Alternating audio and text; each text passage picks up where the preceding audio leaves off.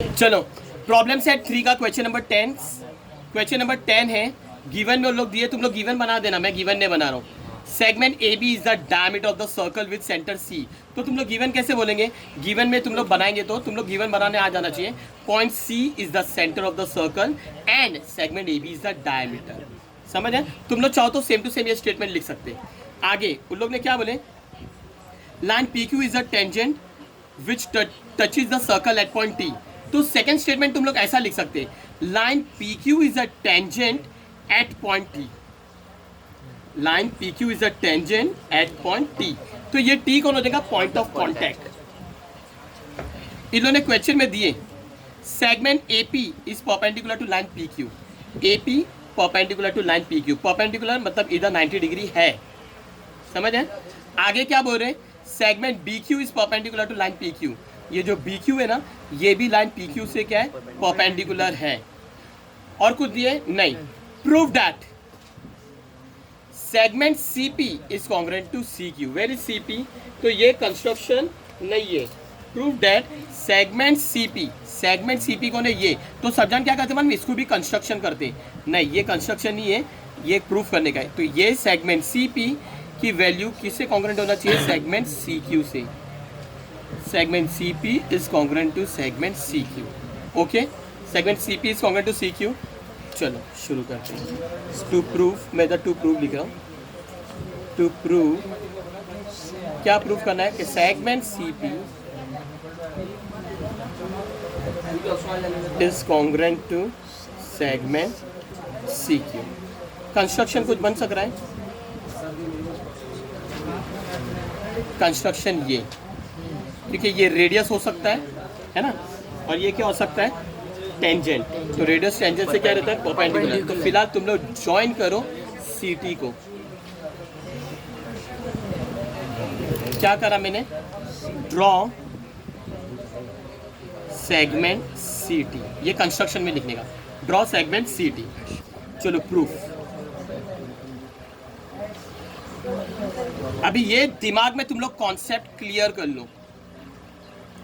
AP perpendicular to PQ है, given.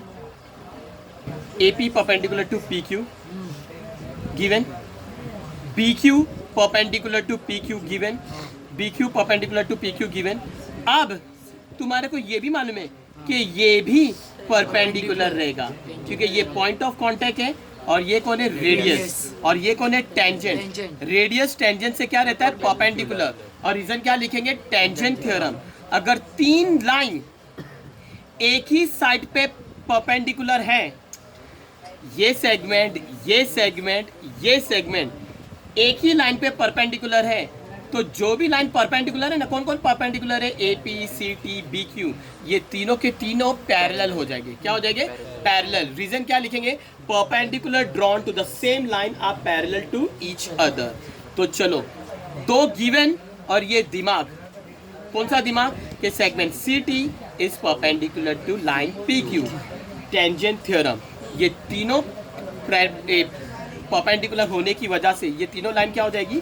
Parallel. तो लिख के बताओ पहले। गिवन दिख रहा ना, segment A P is perpendicular to, उन्होंने देखो क्वेश्चन में दिए गिवन में, segment A P is perpendicular to line P Q, given. और क्या गिवन दिए? Segment B Q is perpendicular to line P Q, segment B Q is perpendicular to line P Q, dot dot dot given. और क्या? और कुछ given दिए? नहीं। अब तो मेरे को मालूम है कि सेगमेंट सी टी भी पी क्यू से परपेंडिकुलर रहेगा। या 90 डिग्री दिए नहीं थे, मैंने बनाया हूँ, क्योंकि रेडियस टेंजेंट से क्या रहता है? Perpendicular. Segment C T is इधर C T, segment C T is perpendicular to line P Q. Tangent theorem. क्या लिखेंगे? Tangent theorem. अब ये तीनों भी लाइन कौन सी line? Segment A P, segment P Q, segment C T. Segment A P, segment B Q और segment C T. P Q लिख दिया मैंने, बी क्यू है ये बी क्यू है। Segment A P, segment B Q, segment C T, ये तीनों line perpendicular है। किधर परपेंडिकुलर है? एक ही लाइन पी क्यू पे। तो तीनों लाइन क्या हो जाएगी? पैरेलल। क्या हो जाएगी? ये तीनों line A P C T और बी क्यू क्या हो जाएंगे? Parallel. Therefore segment A P is parallel to segment C T is parallel to segment B Q. और रीजन क्या लिखेंगे? Perpendicular drawn to the same line. एक ही line पे परपेंडिकुलर बन रही ना, वो लाइन का नाम क्या है? P Q. Perpendicular drawn to the same line. अगर तीन या तीन से ज्यादा लाइन एक ही लाइन पे परपेंडिकुलर है तो वो तीन लाइन या चारों लाइन या पांचों लाइन क्या रहेगी? Parallel. Perpendicular drawn to the same line are parallel to each other. Parallel to each other. समझ में आ गया? तो चलो, अभी मेरे को मालूम है A P C T B Q क्या है? पैरेलल। तो ट्रांसवर्सल कौन हो जाएगा?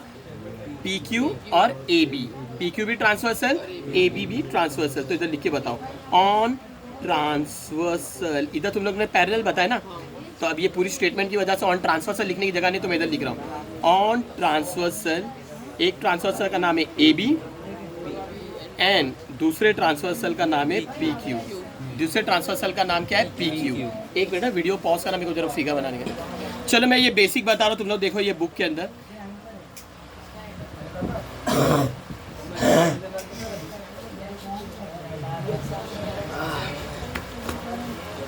ये लाइन एल है, ये लाइन एम है, ये लाइन एन है, ये लाइन पी है, ये लाइन क्यू है। ये पॉइंट ए, ये पॉइंट बी, ये पॉइंट सी, ये पॉइंट डी, ये पॉइंट ई और ये पॉइंट एफ। अगर अब्दुल्ला अजद अगर ये तीनों लाइन पैरेलल है, क्वेश्चन में देंगे उन लोग, line L is parallel to line M is parallel to line N dot dot dot given. अगर ये तीनों लाइन पैरेलल है और ये दो लाइन कौन है? ट्रांसवर्सल। कौन है? Transversal. And line P and line Q are transversal. क्या है? देयरफॉर क्या बनेगा मालूम? A B upon B C. A B upon B C. A B upon B C is equal to D E upon E F. और reason क्या लिखेंगे मालूम? ये रीजन याद करना, property of three parallel lines. क्या लिखेगा? Property of three parallel lines and they are transversal. क्या लिखेंगे? Property of three parallel lines and the transversal. वही केस जो हम लोग अभी जो सम में करने वाले वही हो रहा है।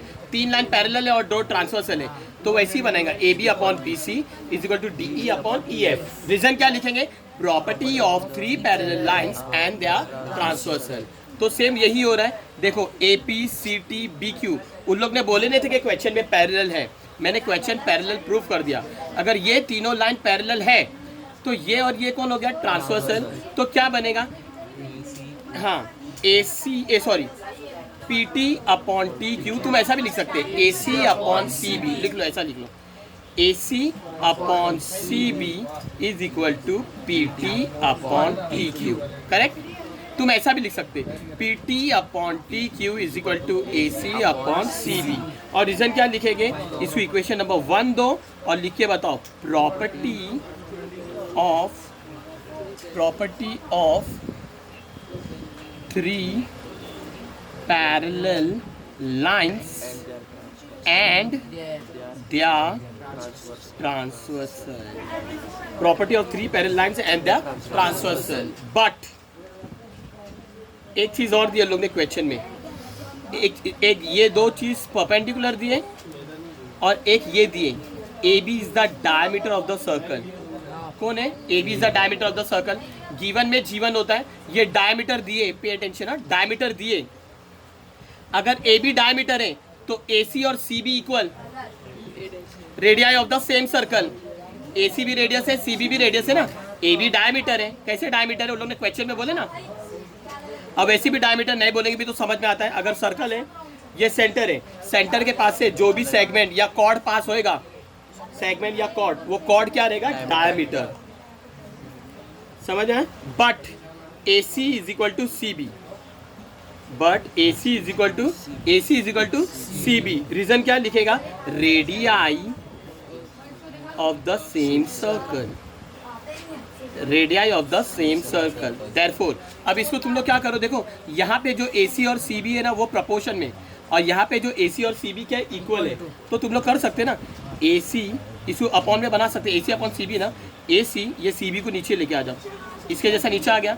जब CB नीचे आ गया तो क्या बचेगा, 1।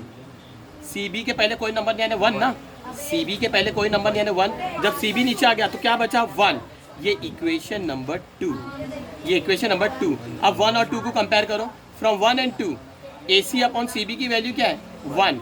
तो AC अपॉन CB हटा के क्या लिखेंगे, 1। AC अपॉन CB हटा के क्या लिखेंगे, 1। समझे गए, from 1 and 2, from 1 and 2 AC upon CB, ये AC अपॉन CB हटा दूंगा, क्या लिखूंगा, 1 is equal to PT upon TQ। Reason क्या लिखेंगे, फ्रॉम 1 एंड 2। समझ आ गया। इसके नीचे कुछ नहीं है, 1 क्रॉस मल्टीप्लाई करने आता ना, PT 1 जा PT, TQ 1 जा, तो तुमने क्या प्रूफ कर दिए, ये तो कॉन्ग्रुएंट है, AC CB इक्वल है, क्योंकि AC और CB कौन है, रेडियस। अभी तुमने क्या बता दिए, PT is equal to TQ, तो यहाँ मार्क करके बताओ, PT is equal to TQ तुमने मार्क करके बताया, और इसको दे दो इक्वेशन नंबर 3, इसको दे दो इक्वेशन नंबर 3। इतना हो गया। क्या मेरे को ये प्रूफ करने का था PT is equal to TQ, no बेबा, मेरे को क्या प्रूफ करने का है, CP is equal to CQ। CP और CQ, CP कौन से ट्राइंगल के अंदर आ रहा है, ये वाले ट्राइंगल के अंदर, वो ट्राइंगल का नाम क्या है, CTP है ना, और CQ कौन से ट्राइंगल के अंदर आ रहा है, ये ट्राइंगल के अंदर। तो तुम लोग अब ये दो ट्राइंगल लेके प्रूफ करेंगे कि ये दोनों ट्राइंगल क्या है, कॉन्ग्रुएंट। क्या है, कॉन्ग्रुएंट, प्रपोर्शन नहीं, क्योंकि तुम्हारे पास कॉन्ग्रुएंट जैसा है, समझ है ना। तो इन ट्राइंगल CTP, अच्छा ट्राइंगल का नेम मैं इधर देखो, मैं इधर बता रहा हूँ, मैंने नेक्स्ट पेज पे इतना मैंने कर लिया ना, मैं यहाँ का इधर मैंने फिगर बना चुके ना, यहाँ देखो मेरे को मालूम है AB डायमीटर है, C सेंटर है, तो ये हिस्सा इक्वल, और मैंने ये भी प्रूफ कर दिया, ये हिस्सा इक्वल। समझ है। चलो मेरे को क्या प्रूफ करने का है, CP is congruent to CQ, CP is congruent to CQ। Solve करूँ, इन बहुत सारी जगह मैं उधर कर सकता हूँ, फिलहाल नहीं करो, तुम लोग इधर से करना, इधर से मत करना। इन ट्राइंगल कैसा नेमिंग दूँ, या अगर मैं CPT बोला तो यहाँ पे बोलूँगा CQT, अगर मैं CTP बोला तो इधर बोलूँगा CTQ। कहाँ से बोलूँ, चलो सेंटर से मैं 90 डिग्री, ये 90 तो ये भी 90, सेंटर से 90 फिर इधर जा रहा हूँ, in triangle CTP, in triangle CTP and ये ट्राइंगल का नाम कैसा देना पड़ेगा, C 90 डिग्री TQ। चलो अभी जो पहले साइड पे अफेक्ट करे, साइड पे अटैक करेंगे, CT पे मार्किंग है नहीं, इधर CT है, हाँ तो लेंगे कि नहीं लेंगे, मार्किंग नहीं होते हुए भी मार्किंग है, common side, segment CT is congruent to segment CT, common side. चलो CT हो गया। अभी TP पे मार्किंग है, हाँ TP और TQ पे मार्किंग है, सेम मार्किंग है, वाओ ये मार्किंग मैंने लेकर आया था, याद आया। तो सेगमेंट इधर क्या है, TP is congruent to segment TQ।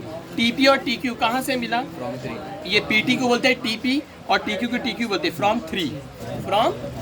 तो ये अपने मार्किंग नहीं थी, ये मार्किंग नहीं थी, मैंने लेकर आया, फ्रॉम 3 है ना।